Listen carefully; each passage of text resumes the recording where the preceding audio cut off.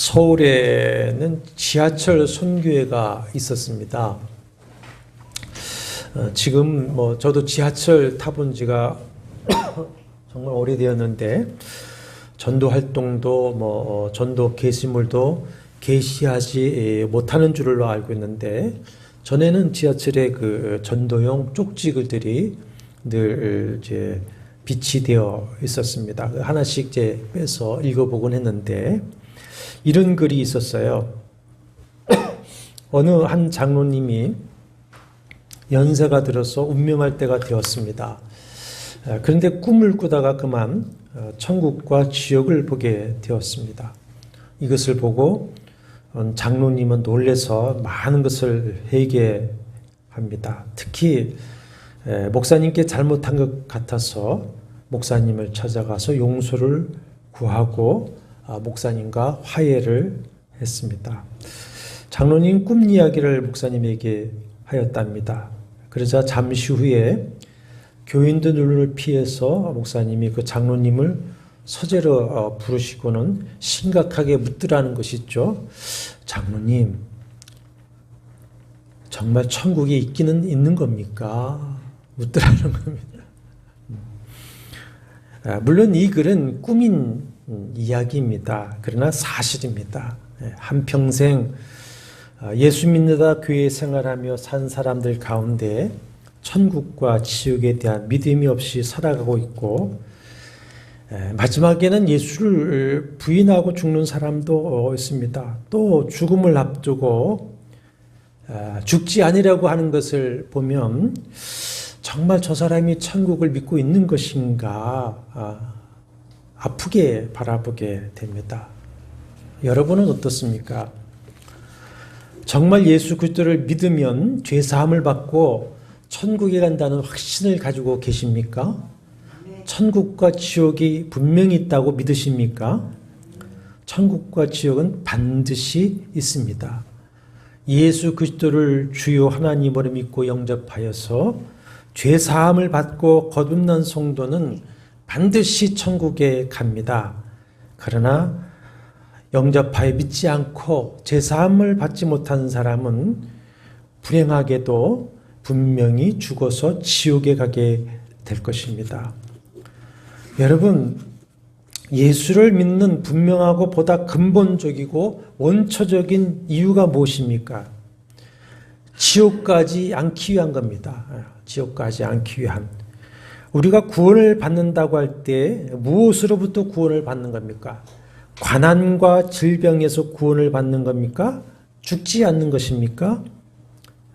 그렇다면 가난한 저는 아직까지 구원을 받지 못한 사람이고, 사람은 모두가 질병을 가지고 살다가 죽지 않습니까? 죄와 저주로부터 구원을 받는 것인데 최종적으로는 하나님의 진노에서 구원을 받는 겁니다. 하나님의 진노에서. 신명기 33장 22절에 보면은 내 진노의 불이 일어나서 스올의 깊은 곳까지 불사르며 했습니다. 히브리어 스올은 음부 지옥을 가리키는데, 신약 성경에서는 이제 오늘 23장에 보면 음부라고 그랬는데 헬라어로 하데스라고 그랬습니다. 유대인들이 구약을 자기들이 번역할 때에 헬라어로 스올을 하데스라 이렇게 번역을 했습니다.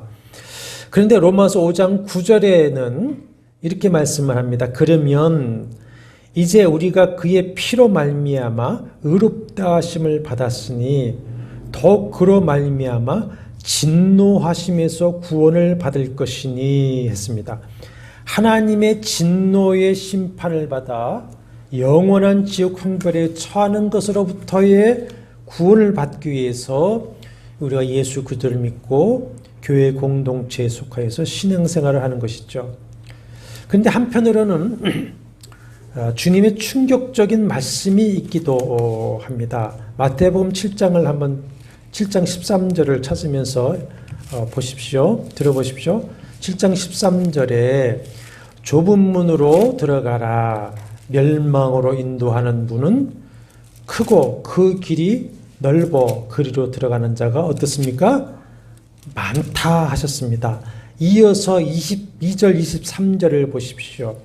그날에 많은 사람이 나더러 주여 주여 하지만 그때 내가 너희를 도무지 알지 못하니 불법을 행하는 자들아 내게서 떠나가라 하리라 하십니다. 13절은 뭐 믿지 않는 자들이다 이렇게 할 수 있을 것 같으나 22절, 23절은 주의 이름을 부르며 선지자 노릇까지 하던 사람이니 믿는다라고 하는 교인이 아니겠습니까? 그런데 13절과 22절에 동일하게 많은 사람이 멸망의 문으로 들어간다 이렇게 말씀을 하고 있습니다. 이 말씀의 내용을 누가는 이렇게 정리했습니다. 누가복음 13장 보십시오. 오늘 본문 조금 앞에 가면 13장 22절에서 27절입니다.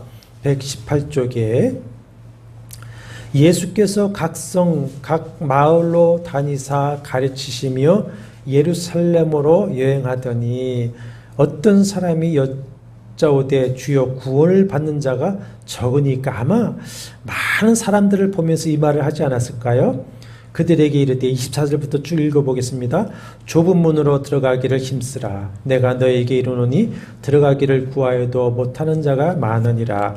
집주인이 일어나 문을 한번 닫은 후에 너희가 밖에 서서 문을 두드리며 주여 열어주소서 하면 그가 대답하여 이르되 나는 너희가 어디에서 온 자인지 알지 못하노라 하리니 그때에 너희가 말하되 우리는 주 앞에서 먹고 마셨으며 주는 또한 우리의 길거리에서 가르쳤나이다 하니 그가 너희에게 말하여 이르되 나는 너희가 어디서 왔는지 알지 못하느라 행악하는 모든 자들아 나를 떠나가라 하리라. 자, 그 말씀을 펴놓고 복음서를 읽다 보면은 주님의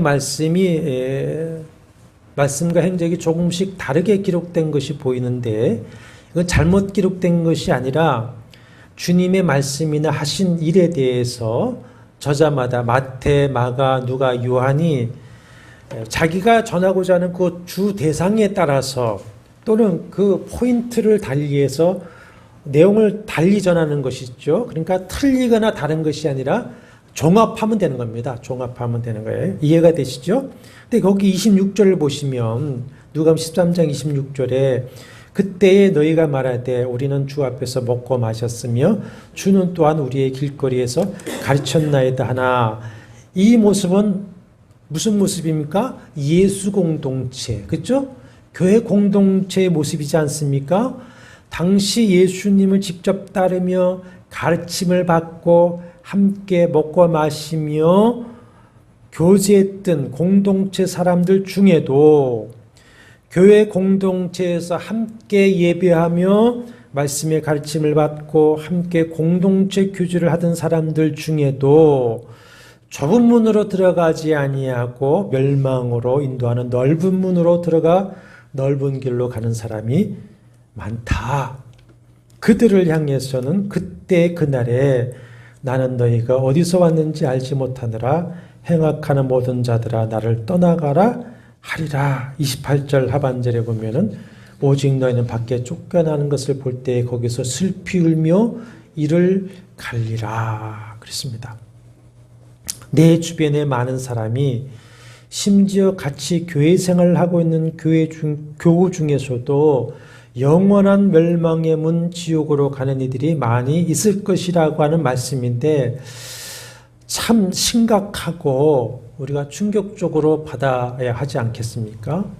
그래서 우리가 먼저 자신을 한번 돌아봐야 할 것이고 이 구원의 복음을 전해야 되겠다고 하는 영혼 구원의 사명을 우리가 새롭게 해야 될 것입니다. 그런데 천국은 있는데 지옥은 없다고 하는 이들이 기독교 안에서도 참 많이 있습니다. 하나님은 사랑의 하나님이신데 어찌 그리 끔찍한 지옥을 만들어 놓고는 당신이 창조하시고 사랑하는 사람들을 지옥에 보낼 수가 있느냐? 그러면 사랑의 하나님이 아니다. 왜 그들은 그런 주장을 하는 것일까요? 심판과 지옥을 부인하는 이들의 마음은 정말 다른 이들에 대한 사랑일까요? 아니면 주님 말씀대로 진실로 자신이 믿지 못하고 있고 말씀대로 행하지 못하는 것에 대한 연민과 두려움의 마음은 아닐까요? 하나님이 사랑이시라면 동시에 하나님은 공의이십니다. 공의.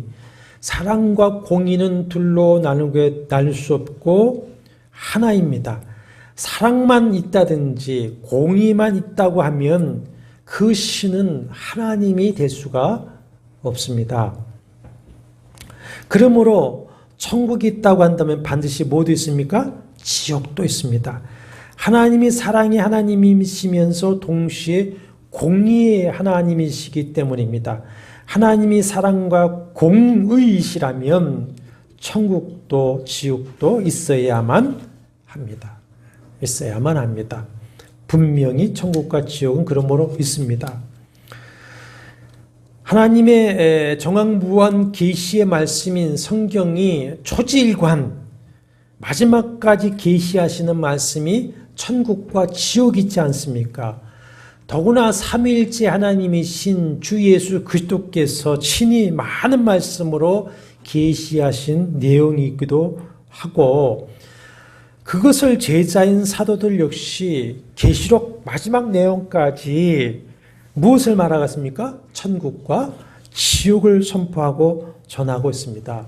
이렇게 지옥을 전제하지 않고는 구원의 복음을 생각할 수가 없는 것이고 지옥이 없다면 천국 복음은 그 절대성을 상실하게 될 것입니다. 그렇지 않습니까? 만약에 우리 딸내미가 맨날 만약에 아빠 이렇다면 만약에 엄마 이렇다면 이러는데 만약에 저도 닮아서 만약에 천국이 있는데 지옥은 없다. 그러면 진짜 예수 믿으시겠습니까? 이 생활 하시겠습니까? 이 길 걸어가시겠습니까? 몇이나 예수를 믿겠고 좁은 길 고난의 길을 기어코 걸어가려고 하겠습니까? 그냥 인간의 길 세상의 넓은 길을 가다가 죽으면 그만이지 뭐. 지옥이 있으니 천국 복음을 전하고 믿고 우리가 이 좁은 길을 걸어가는 겁니다. 그 중에 오늘 본문 3은 이 부자와 나사렛 이야기는 아주 분명하게 천국과 지옥을 대조하여 보여주고 있습니다. 오늘 이야기는 주님이 하신 예화입니다. 예화. 천국에 대해서는 특히 많은 비유로 말씀하셨는데 이 이야기는 비유가 아니라 예화입니다. 비유와 예화는 다르죠. 비유는 어떤 이해를 돕기 위해서 각색하여 꾸민 이야기이지만 예화는 어떤 사실을 인용한 것입니다. 하나님이신 주님이시니까 누구보다도 천국과 지옥의 일을 잘 아시는 것이고 그 많은 일들 중에 이 나사로와 부자의 이야기를 지금 해주신 것이죠. 그러고 보니까 예수께서 죽은 지 사흘 만에 다시 살려주신 마르다와 마리아의 오라버니의 이름도 나사로죠. 나사로. 나사로라고 하는 이름을 많이 선호했던 것 같은데 그 이름 뜻 때문입니다. 나사로의 뜻은 하나님은 나의 도움이시다. 나사로입니다. 구약에 보면 엘리에셀이라고 하는 이름이 많이 나오는데 히브리어 엘리에셀 하나님은 나의 도우심이다가 나사로입니다. 나사로. 그래서 자식이 없는 아브라함이 후계자로 정한 사람의 이름이 엘리에셀입니다. 하나님이 도우셨습니다. 또 모세가 두 아들 중에 하나의 이름을 엘리에셀이다 짓고서는 이는 내 아버지 하나님이 나를 도우사 바울의 칼에서 구원하였다 함이더라 그랬습니다. 이 거지 나사로는 참 삶이 공고하지만 자신의 이름대로 하나님의 도우심을 믿고 구하고 살았던 것이고 이 공고한 삶에서도 하나님이 자신을 도와주시고 있으며 장차 자신을 영원한 구원으로 인도하실 것이라고 하는 그 믿음과 소망을 가지고 살아가고 있었던 것입니다. 그것이 나사로입니다. 그 한 부자는 19절에 본 자색옷과 고운 베옷을 입고 날마다 호화롭게 즐기는 삶을 살았다. 자색옷은 벼슬아치의 옷이고 고운 베옷은 부자들의 비싼 옷이지 않습니까? 그러니까 이 사람은 권력과 부를 가지고 날마다 호화로운 연애를 베풀며 육신의 즐거움을 누리며 살아가고 있습니다. 반면에 개들이 그의 험대를 핥을 정도로 심한 질병에 걸려서 스스로는 이제는 일을 해서 먹고 살 수가 없는, 생계를 할 수 없는 나사로는 그 집 문 앞에 누워서 그 부자가 먹고 남은 쓰레기로 주림배를 채우면서 거지로 살고 있었던 것입니다. 그래도 나사로는 병든 자신이 이렇게라도 살 수 있는 것이 하나님의 도우심이라고 여겼을 것이고 하나님의 도우심과 구원을 소망하면서 나사로는 살았던 것입니다. 그런데 극적인 대반전이 펼쳐지죠. 22절, 23절은 아주 극적인 대반전을 보여주고 있습니다. 거지 나사로가 죽었습니다. 그리고 부자도 죽었습니다. 의도적으로 주님은 나사로가 죽었고 부자도 죽었다, 이렇게 연결해서 말씀하죠. 아마 비슷한 시기에 죽지 않았겠습니까?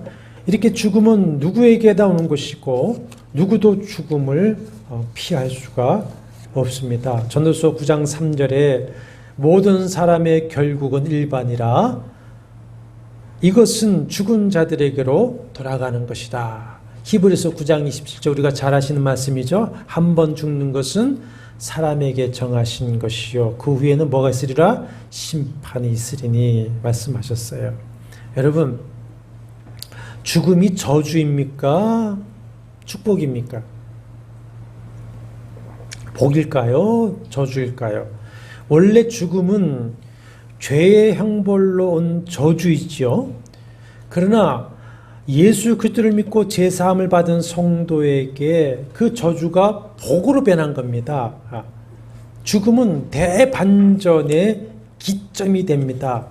이 죄, 인생의 무거운 짐, 그리고 연약해지고 병들 수밖에 없는 육체를 가지고 죽지 않고 산다는 것은 결코 복이 아닙니다. 아닙니다. 예.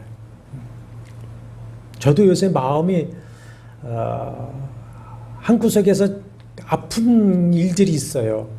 제 친구 목사 부인이 호스피스 병동에서 아무것도 못하고 또 이렇게 있고, 또 우리 김유미 권사님 친구 이빈나 권사라고 저하고도 아주 또 동갑내기 친구처럼 지내던 권사가 또 그렇게 있고 하니까 마음이 아파요. 예.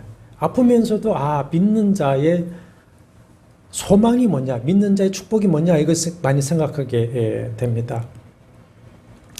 이 무거운 짐을 벗어버리고 죄와 연약함에서 온전히 구원받는 길로 가는 이 성도의 죽음이라고 하는 것은 뭡니까?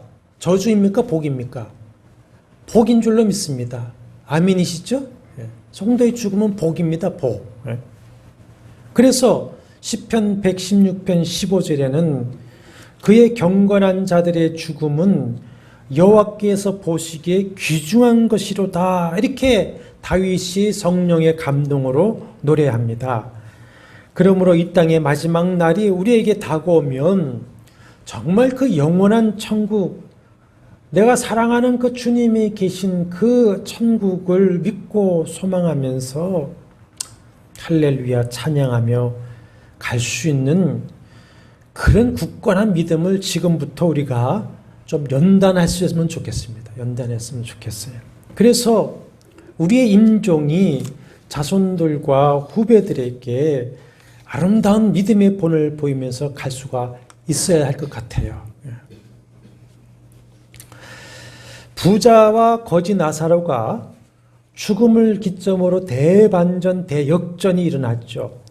거지 나사로는 죽어서 22절에 보면은 천사들에게 받들려 아브라함의 품에 들어갑니다. 아브라함의 품에 들어갔다라고 하는 것은 조금 이따가 더 말씀을 하겠지만은 구약에서도 보면은 죽음을 가리켜서 조상에게로 돌아갔다 그랬어요. 근데 아브라함에게로 돌아갔다라고 하는 것은 조상 아브라함의 품에 들어갔다고 하는 것은 하나님의 벗으로서 천국에 있는 아브라함의 안식에 들어갔다 이런 말입니다. 그런데 부자도 주고 장사되매 했습니다. 말이 다르죠. 말이 다릅니다. 거지 나사로가 죽자 아마 대충 동네 사람들이 거적대기로 싸가지고 저 들판에 버리든지 기껏해야 공동묘지 한쪽 구석 파서 그저 묻었을 것이지만 부자도 주고 장사되며 장례를 치렀다 이거예요. 장례를 치렀다.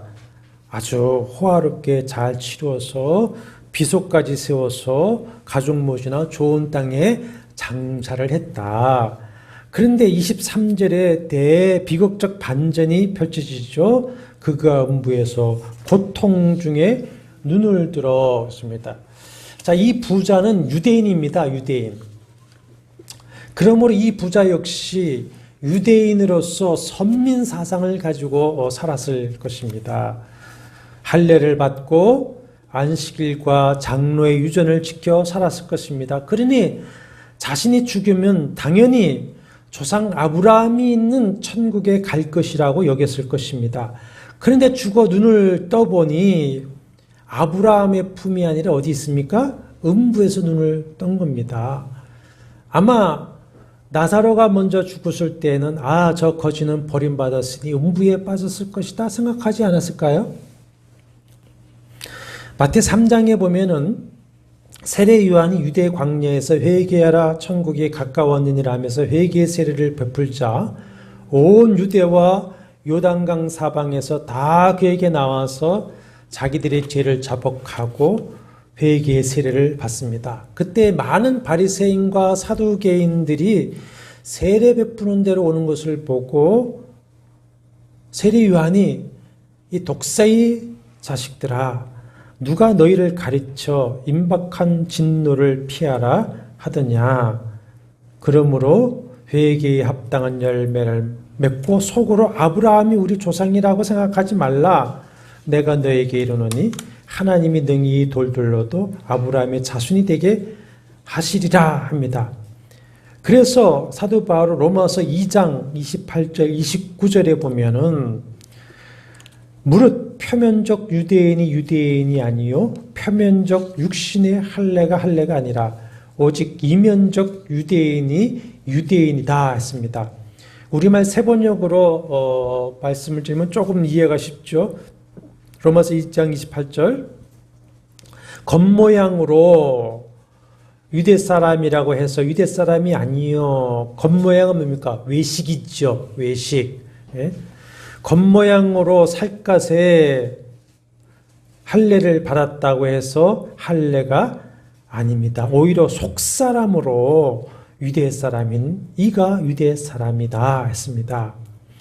아까 얘기했지만 마태복음 7장 13절 22절 23절에서 멸망으로 들어가는 자가 많고 그날에 많은 사람이 나더러 주여 주여 하지만 내가 너희를 도무지 알지 못하니 불법을 행하는 자들아 내게서 떠나가리라 하신 그 대상자들이 가운데 하나가 이 바로 부자인 거죠. 그런데 우리는 여기서 또 한 가지를 찾을 수가 있습니다. 거지의 이름은 주님이 나사로라고 밝혀 말씀해 주셨는데 부자의 이름이 없습니다. 부자가 이름이 없습니까? 왜 주님이 부자의 이름을 밝혀 주시지 않았을까요? 이름을 모르실까요? 하나님이신 그분이 그 부자의 이름을 모르실 리가 없으시죠. 내 이름은 다 아시지 않습니까? 근데 여기서만 그런 것이 아닙니다. 마태복음 19장 16절 이하, 누가복음 18장, 그 조금 뒤에 18장 18절 이하에 기록되어 있는 한 부자 청년 관원도 마찬가지입니다. 오늘 본문의 부자처럼 부자요 권력을 가진 자입니다. 그래도 그 청년 관원은 예수께 영생의 길을 묻죠. 계명을 지키라는 말씀에 내가 어렸을 때부터 다 지켰습니다. 하지만 내게 있는 것을 다 팔아 가난한 자들에게 나눠주라. 그리고 와서 나를 따르라 하시자. 누가복음 18장 23절에 그 사람이 큰 부자이므로 이 말씀을 듣고 심히 근심하며 마태복음에는 돌아갔더라. 이 부자 청년 관의 이름이 있습니까? 없습니까? 없습니다. 또 누가복음 12장에 기록된 하나님께서 어리석은 자여 하신 어리석은 부자가 있습니다. 대풍년이 들자 창고를 크게 새로 지어서 거기에 다 쌓아놓고는 내 영혼아 열에 쓸 물건을 많이 쌓아두었으니 평안히 쉬고 먹고 마시고 즐거워하자 하는 부자에게 하나님은 어리석은 자여 오늘 밤에 내 영혼을 도로 찾으리니 그러면 내 준비한 것이 누구의 것이 되겠느냐 하셨으니 자기를 위하여 재물을 쌓아두고 하나님께 대하여 부여하지 못한 자가 이와 같으리라. 오늘 본문의 부자와 같은 모습인데 이 부자의 이름도 말씀하지 않으십니다. 이 부자의 이름을 하나님이 모르십니까? 아니죠. 그가 살아있을 때에는 주변 모든 사람이 그의 이름을 알고 흠모하면서 덕을 보려고 그 주변에 몰려들었고 드나들었을 것입니다. 그에 반해서 그 부자의 문 앞에 늘 누워 얻어먹고 있는 거지의 이름에 대해서 누가 관심을 가졌고 알려고 했겠습니까? 몇 사람이나 나사로의 이름을 묻고 알았을까요? 그 부자의 집에 좋은 옷을 입고 날마다 연애를 즐기기 위해서 출입하는 대부분의 사람은 이 거지 나사로에 대해 관심이 없었을 것입니다. 그러나 하나님께서는 그에게 관심이 있었습니다. 하나님은 그의 이름을 기억하셨습니다. 하나님은 자신을 가리켜서 나는 고아의 아버지이며 과부의 재판장이라. 가난한 자와 나그네 된 자의 하나님이라 하셨습니다. 그리고는 율법으로 가난한 자, 곤란한 자, 궁핍한 자에게 내 손을 펼치라. 가난한 자에게 관심을 가지라 하셨어요. 그래서 가난한 자를 구제할 것을 율법으로 정하셨고 신명기 26장에 보면은 매 3년마다 구제의 11조를 정해서 구제를 하도록 했고 그래서 구제는 경건의 표요 여호와를 경외하는 표로 여겼습니다. 예수께서도 복음서에 보면 구제에 대한 말씀을 많이 하시고 그래서 초대교회에서도 가난한 자에 대한 구제에 힘쓰지 않았습니까? 그렇기 때문에 그 부자가 나사로를 기억하고 돌보기를 주님은 바라셨을 것이고 자기 이름을 나사로 하나님은 나의 도우심이라고 지어 부르고는 하나님의 도우심을 구하고 또 감사하는 그를 기억하셨습니다. 그러나 이 땅에서 이름께나 날렸을 그 부자의 이름을 기억하지 아니하셨습니다. 이것에 대해서 매튜 헨리라고 17세기 영국의 청교도 신학자 성경 주석가는 이렇게 해석을 했습니다. 거지는 믿고 구원을 받았기 때문에 그 이름이 생명책에 기록되어 그 이름이 성경에도 기록되었지만 부자는 불신으로 구원을 받지 못해서 그 이름이 기록되지 않은 것이다. 이렇게 이제 주석을 했어요. 여러분, 살아서 부자요 권세자로서 사람들이 알아주며 높임을 받고 이름을 날리는 것과 내가 죽어도 하나님이 내 이름을 기억해 주시는 것 어느 것이 복이겠습니까? 어느 것이. 오늘 누가복음 16장 1절부터 보면은 소위 옳지 않은 청지기가 나옵니다. 그가 지혜롭게 행하는 것을 칭찬하시는 내용이 있는데 그 이야기의 결론이 13절 하반절에 보면 너희는 하나님과 재물을 겸하여 섬길 수 없느니라 하십니다. 그러자 그걸 듣고 있던 바리새인들은 14절에 보면 돈을 좋아하는 자들이라 이 모든 것을 듣고 어떻습니까? 비웃습니다. 비웃습니다. 예. 그러자 예수께서 그들에게 하시는 말씀이 너희는 사람 앞에서 스스로 옳다 하는 자들이나 너희의 마음을 하나님께서 아시나니 사람 중에 높임을 받는 그것은 하나님 앞에 미움을 받는 것이니라 하십니다. 돈을 좋아하고 사람에게 높임을 받는 것은 하나님께 미움받는 것이다. 제가 요즘에 제 핸드폰에 이 구절을 찍어놓고 보고 다닙니다. 제가. 그리고서는 이 부자와 거지 나사렛의 예화를 하시는 것이죠. 전도서 7장 1절에 보면은 좋은 이름이 좋은 기름보다 낫고 죽는 날이 출생하는 날보다 나으며 아멘이 되십니까? 죽는 날이 출생하는 날보다 나으며 이 땅의 부귀영화보다 중요한 것은 내 이름이 하나님께 기억된 바 되는 것이고 하나님의 생명책에 기록되는 것이 중요한 것입니다. 시편 116편 5절의 말씀대로 나의 죽는 날을 주님이 귀하게 여기시고 천군 천사로 내 영혼을 당신의 품에 영접하여 주는 것이 중요하고 복인 줄로 믿습니다. 예.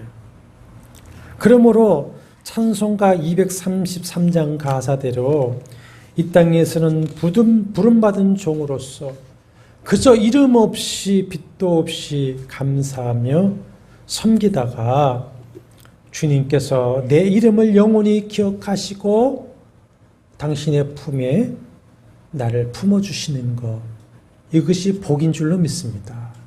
이것이. 그러면 나사로는 왜 천국에 갔고 부자는 왜 지옥에 갔습니까? 부자는 부자라서 지옥에 갔고 나사로는 거지로 불쌍하게 살았기 때문에 천국에 갔습니까? 거지로 이 땅에서 불쌍하게 살았기 때문에 천국에 갔다면 우리 모두 가난한 거지로 살아야 되겠죠. 예수께서 하신 팔복의 말씀을 누가도 기록했는데 누가복음 6장 20절에 보면은 누가는 너희 가난한 자는 복이 있나니 하나님의 나라가 너희 것이미요 라고 기록했습니다.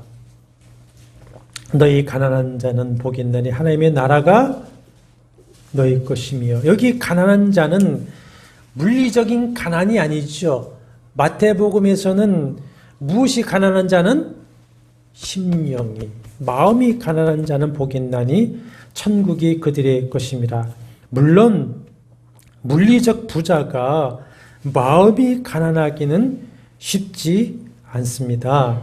그래서 돌아가는 부자 청년 관원의 뒷모습을 보시면서 부자는 천국에 들어가기가 어려우니라 낙타가 바늘귀로 들어가는 것이 부자가 하나님 나라에 들어가는 것보다 쉬우리라 이렇게 말씀을 하셨어요. 솔로몬 왕은 부귀영화 건설 가지고 그것으로 성전도 짓고 하나님을 기쁘시게 하기도 했지만 그것으로 많은 죄를 지었습니다. 그 죄 때문에 결국에는 나라가 징계를 받아서 쪼개지죠. 그 말년에 잠언을 통해서 이렇게 기도합니다. 잠언서 30장 8절과 9절 한번 우리 다시 한번 찾아보실까요? 잠언서 30장 7절부터 한번 보겠습니다. 내가 두 가지 일을 주께 구하였사오니 내가 죽기 전에 내게 거절하지 마시옵소서. 곧 헛된 것과 거짓말을 내게서 멀리 하시옵소서. 나를 가난하기도 마옵시고 부하기도 마옵시고 오직 필요한 양식으로 나를 먹으시옵소서. 왜냐하면 9절이죠. 혹 내가 배불러서 하나님을 모른다 여호와가 누구냐 할까 하오며 혹 내가 가난하여 도둑질하고 내 하나님 이름을 욕되게 할까 두려워함이니라. 솔로몬이 이렇게 기도했다고요. 그렇다면 천사들에게 받들려 아브라함 품에 들어갔다. 아브라함의 품에 있다는 것이 무슨 의미냐고 말씀드렸어요. 조상에게로 돌아갔다. 그러면 아브라함은 무엇의 조상이 있죠? 유대인의 조상이지만 믿음의 조상입니다. 믿음의 조상. 창세기 15장 6절에 아브라함이 하나님을 믿음에 의롭다 하셨다 그랬어요. 그래서 그 이후로 세세에 하나님을 믿음으로 의롭다함을 얻는 자들의 조상, 선조가 된 겁니다. 우리의 모든 믿는 자의 조상이 된 겁니다. 우리도 죽으면 누구 품에 들어가는 겁니까? 아브라함. 아브라함의 언약 안으로 들어가는 겁니다. 그러니까 믿음을 가진 자가 천국 가는 거예요. 믿음을 가진 자. 아브라함이 믿음을 가진 자. 하나님 아버지와 독생자 예수 그리스도를 나의 주님이시요 나의 하나님으로 믿는 그 믿음. 진실로 예수 그리스도를 믿고 영접함으로 죄사함을 받고 거듭나서 의롭다함을 얻은 하나님의 자녀인가 그렇지 못한가 하는 것이 천국과 지옥을 가르는 것이지 부자 가난이 그게 문제가 아닙니다. 예수가 그 안에 있으면 부자도 천국에 가지만 예수가 없으면 거지도 가난한 이도 지옥에 갑니다. 사랑하는 여러분, 우리 모두는 진실로 예수 그리스도를 믿는 믿음의 부자들이 되기를 축복합니다. 그러면 천국은 어떤 것인가? 오늘은 이제 간단하게 천국에서 받을 위로에 대해서 말씀하고 다음 시간에 천국의 그 영광, 지옥의 현재에 대해서 더 강론하겠습니다.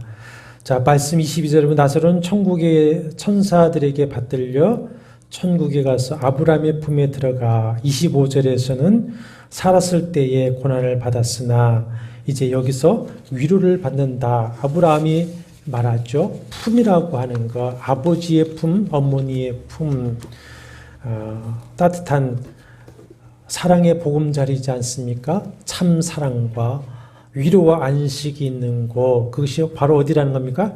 천국이다. 천국. 계시록 21장 22절에 천국의 모습이 비교적 잘 계시해 주시지 않았습니까? 21장 1절에 보면은 또 내가 새 하늘과 새 땅을 보니 처음 하늘과 처음 땅이 없어졌고 바다도 다시 있지 않더라. 이 땅에서의 죄와 죄로 인한 고통과 저주, 또 바다로 상징되어지는 인상의 고난 다 사라지고 없더라. 사라지고 없더라.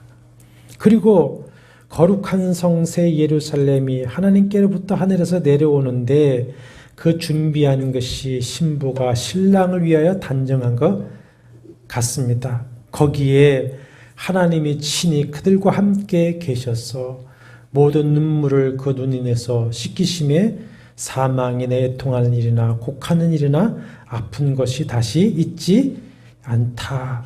영원한 생명, 영원한 위로가 있는 완전하고 충만한 행복이 이루어지는 것, 이 땅의 모든 수고를 그치고 하나님 아버지의 품에서 영원히 안식하는 것, 위로받는 것, 그것이 어디입니까? 천국.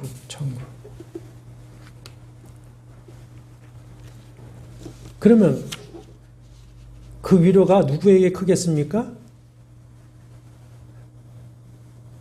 죄 사함을 받은 것이 많은 자가 더 사랑한다고 하신 말씀처럼, 그렇죠? 주님을 위해서 고난을 많이 받은 자가 더 위로가 크겠죠. 네. 사랑하는 여러분, 주님이 함께 계신 곳이 바로 천국인 줄로 믿습니다. 우리가 이 땅에서도 하나님과 함께하는 삶을 살면 높은 산이 거친 들이 초막이나 궁궐이나 내주에서 모신 것이 그 어디나 하늘나라요. 주 예수와 동행하니 그 어디나 하늘나라 됩니다. 그걸 우리가 못해서 못 누리고 그랬었지 그것이 되는 겁니다. 예수께서 말씀하신 대로 천국은 천국의 주님을 모신 그때부터 여러분 언제 그 천국의 주인이신 주님을 여러분 모셨습니까? 그때부터 천국은 여러분에게 임했던 것입니다. 그러므로 이 땅에서부터 하나님 아버지와 우리 주 예수 그리스도를 모시고 동행하는 천국을 이루는 삶을 살다가 사랑하는 한마음 식구 우리 모두 그리고 여러분이 사랑하는 이들 모두가 이 천국 위로의 주인공이 되시길 주의 이름으로 축원합니다. 여호와는 내게 복을 주시고 너를 지키시기를 원하며 여호와는 그 얼굴을 내게 비추사 은혜 베푸시기를 원하며 여호와는 그 얼굴을 내게로 향하여 드사 평강 주시기를 원하노라. 주 예수 그리스도의 은혜와 하나님의 사랑과 성령의 교통하심이 너희 무리와 함께 있을지어다. 아멘.